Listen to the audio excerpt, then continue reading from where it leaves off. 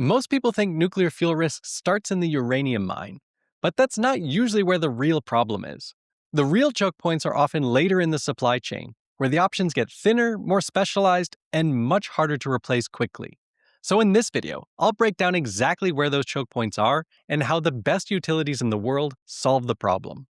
I've seen this from both the fuel supply side and the owner side, and one of the first things I'd want to know is not just where the uranium comes from, but where the supply chain gets squeezed. Because the thing is, nuclear does have a real energy security advantage. Utilities procure fuel years in advance, and it's extremely energy dense, and it can be stockpiled in a way that oil or gas cannot. A truckload of finished fuel is months of energy in just a few containers, while LNG needs continuous pipelines or regular carrier deliveries every few weeks. That matters, but it's still not the whole story. Energy density doesn't mean the whole system is secure by default, because utilities can't run on uranium straight out of the ground. In order to get nuclear fuel into a reactor, we have to go through several steps. After uranium is mined out of the ground, it needs to be converted into a gas, just so that we can get to the next step, which is to put that gas through a series of centrifuges, which enrich it up to a higher level. Then, the enriched uranium needs to be fabricated into carefully designed and qualified fuel assemblies by loading it into thousands of metal tubes and bundled together. And lastly, it needs to be shipped to the reactor itself, where it can be used to generate electricity for several years. Every one of those steps involves special processes and shipping, and if blocked, can stop the whole supply chain from working. So how do we protect against that and keep the plants running? That's where I use a very simple framework I call the fuel security stack. Because when I think about nuclear fuel security, I don't just look at the first point in the chain. I break it into 3 layers. First, the front end. That is where the uranium comes from, mining, basic supply, the part most people focus on first. Second, the thin middle. This is where the uranium has to be converted, enriched, and fabricated into something the reactor can actually use. And this is where the system usually gets much more compressed and specialized, and much harder to replace quickly. And third, the last mile. This is whether the finished fuel can actually get to the site, and whether the utility has enough buffer once it does. And the thing is, I'm breaking it into these 3 parts because most people only discuss the first one. But the real choke points are often in the middle and the last mile, which are just as important to getting the fuel into the reactor as the uranium mine. It's not too different from gasoline or diesel. We can have all the crude oil in the world, but if we don't have refineries and gas stations, then most people couldn't drive their cars, at least until there are more electric ones. So let's start at the front end. This is the part that most people focus on. And to be fair, that makes a lot of sense. Uranium has to come from somewhere. And right now, production is concentrated in a relatively small number of countries: Kazakhstan, Canada, Namibia, and a few others.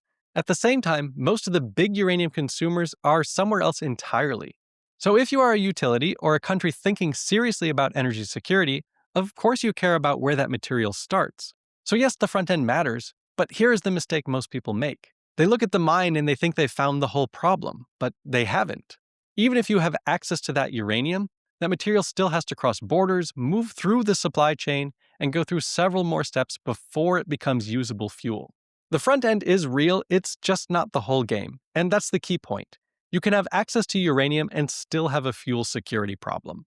Because once you move beyond the front end, the system starts getting much more specialized and harder to replace quickly. And this is where the real choke points usually begin. Uranium ore is one thing, but qualified reactor fuel is something very different. At the front end, if one mine has a problem, you may still be able to buy uranium from somewhere else. It is still relatively tradable and fungible. But once that material moves into the next steps of conversion and enrichment, the number of options gets smaller and smaller. There are only a handful of conversion suppliers globally. Enrichment is concentrated in a small number of major players, and a lot of that capacity is already utilized. And for the last several decades, these services have been dominated by Russian suppliers, which, if you're from the West, has been susceptible to sanctions and all kinds of uncertainty. The US, the largest nuclear market in the world, not only has to secure its uranium from outside the country, but it also doesn't have nearly enough capacity for domestic conversion and enrichment to feed its own reactors. So this is not a market where you just snap your fingers and a bunch of new supply exists next quarter. And it gets even tighter when we go to fabrication. Because by that point, you are no longer buying a broad commodity. You are buying a very specific fuel design for a very specific reactor for a very specific operating cycle. The fuel pellets, the rods, the geometry, the performance assumptions, All of that has to match what the plant is licensed to use. So if your fabricator has a disruption or your supplier becomes politically difficult, usually it's not possible to say, fine, we'll buy from someone else. You may need a new supplier to be qualified to your specific design or additional testing and regulatory review. And these processes can take years or even a decade to complete, which is a real problem if you're trying to continuously run a power plant. Especially fabrication, which is highly technical and specialized, and increasingly specific to a particular reactor design. That's why the middle section of the stack is often where a lot of the real choke points sit. The closer you get to usable fuel, the less forgiving the system becomes. At the mine, you are still buying material. By fabrication, you are buying compatibility. So yes, uranium supply still matters, but these later stages are where the supply really starts to get thin. And once you understand that, you can start to see why the last mile matters so much too. This is the part people often forget, because once the fuel has been fabricated, a lot of people relax and think, okay, the problem is solved, the fuel exists. Not quite, because fabricated fuel isn't useful sitting at the factory, and we still have to get it to the reactor. That final leg is often one of the thinnest parts of the whole system, with a single point of failure.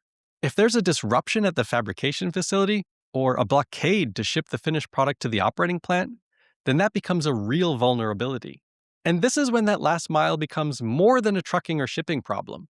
If the fuel delivery is delayed, how much margin do you have? How much finished fuel already sits on the site? How exposed are you to one route, or border crossing, or shipping lane? Because it doesn't matter if the fuel exists somewhere else in the system. The plant cares whether the fuel has actually arrived when it's needed. Different reactor operators have different approaches on what good last-mile resilience looks like. One plant I've worked with holds up to 1 year of finished fuel per reactor at the plant level. That means if the final delivery is interrupted, the plant does not immediately have a crisis. It has time to wait out the disruption and solve the problem. And you can see where that logic is important.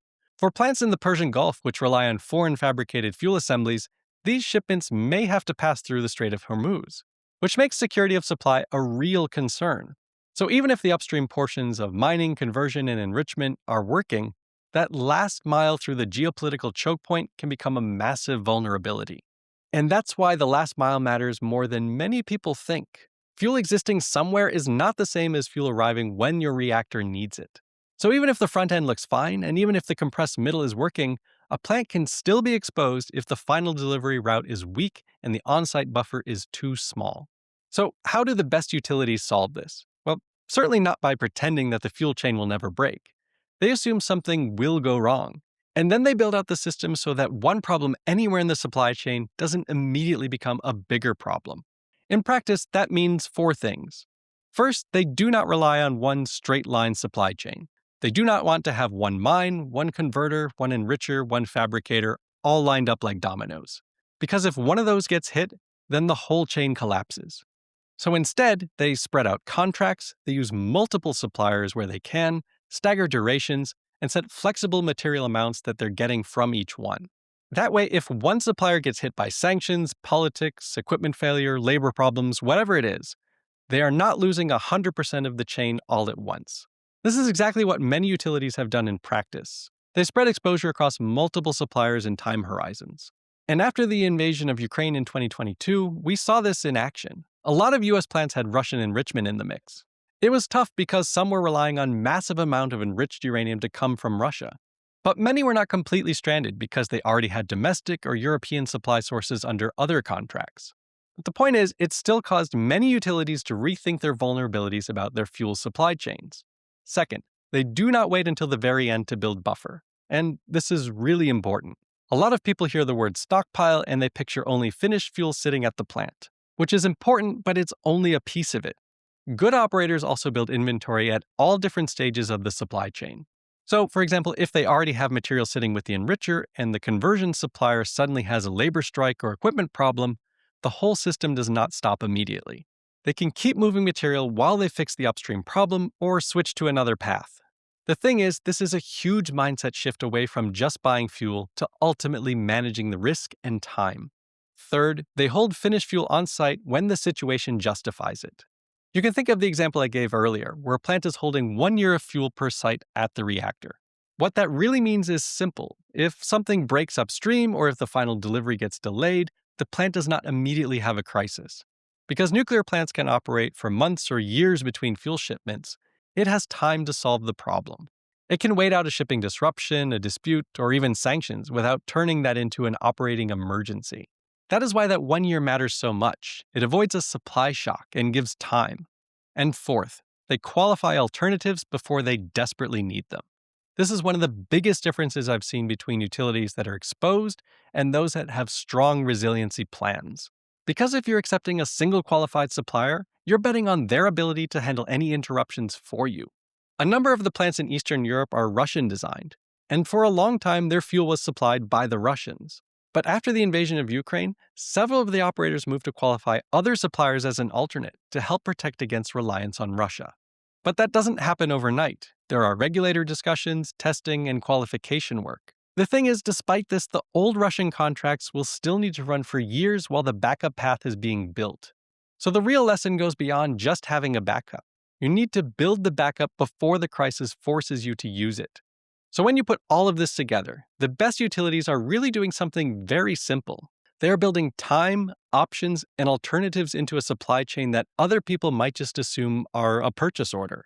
The cool thing about all of this is once you see nuclear fuel security through this stack, a lot of things that used to look safe suddenly look very different. Because you're no longer looking at it as just do we have uranium, but across the whole supply chain for diversity, buffer, and alternatives. And that really is the whole point. And fuel security can keep a plant running for a long time. But how do you even get a project started? And why do so many nuclear projects look better than they really are? Well, in this video, I'll show you the exact system I use to evaluate nuclear projects and determine which ones have a real chance for success.